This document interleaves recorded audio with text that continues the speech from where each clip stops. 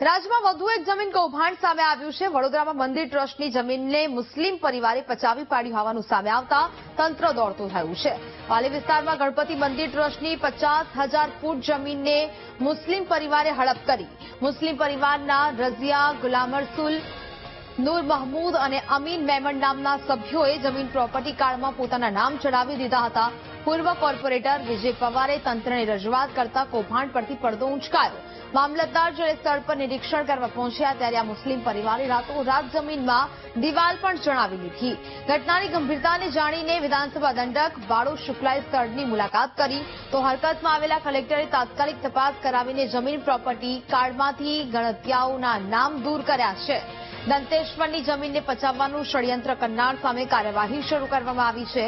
જમીન પચાવી પાડવાની ગૃહમંત્રીની રજૂઆત થતા સરકારે સુઓ મોટો દાખલ કરી છે।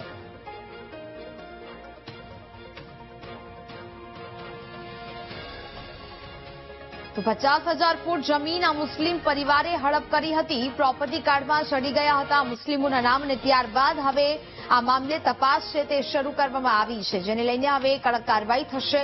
મંત્રીની રજૂઆત થતા સરકારે સુઓ મોટો દાખલ કરી છે। ખરીદ કિંમત ભરીને અમે માલિક થયા હતા આ જમીનના ને મૂળ જમીન માલિકના ગણોટે અમે લોકો છે। અમને અમારી જગ્યાનો મૂળખંડ આ છે।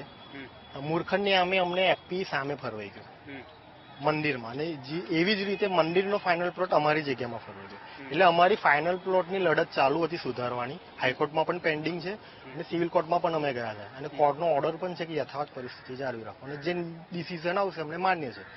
અમે એવું કીધું કે ભાઈ અમારી જે જગ્યા છે વર્ષોથી જે ખેડતા હતા એ જ જગ્યાએ અમને અમારો એફપી ફાળવી આપો। વડોદરા શહેરમાં આવી ઘટના થાય એ ખરેખર દુર્ભાગ્યપૂર્ણ વાત છે। મૂળ સરકારી પડતર જમીન સર્વે નંબર 70 જે ગણપતિ મંદિર ટ્રસ્ટને જમીન જે તે વખતે વાપરવા માટે આપી હતી એ જમીનમાં ગનોતિયા દ્વારા નામ દાખલ થયા અને ત્યારબાદ બીજા કેટલાક સ્થાપિત હિતો દ્વારા બીજે કોઈ ઠેકાણે તેમનો પ્લોટ છે એવી વાત કરી। એ પ્લોટ છે કે નહીં કોઈને ખબર નથી અને તેની વાત ચલાવીને જ્યારે આ પ્લોટમાં અધિકૃત રીતે બધું પ્લોટ તેમના નામથી કરવાની વાત ચાલુ થતા સરકારી જમીન કોઈના નામથી થતી નથી। એટલે આ વિષયની જાણ જ્યારે પૂર્વ કાઉન્સિલર અને અમારા પાર્ટીના નેતા વિજયભાઈ પવારને જ્યારે ધ્યાનમાં આવ્યું અને એમને અમારું જ્યારે ધ્યાન દોર્યું ત્યારે રાજ્યના વર્ષોથી હું જોઈ રહ્યું છું આ જમીન ખુલ્લી પડેલી અને જેને પૂછે તેવું કે ગણપતિ મંદિરની જમીન છે।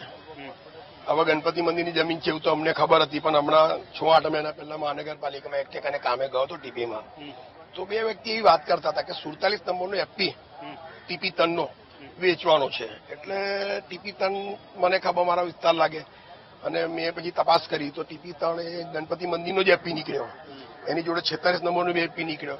એટલે 7/12ના ઉતારામાં એનું નામ આજે બી ચાલે છે અને 7/12 બી કઢાવડાયા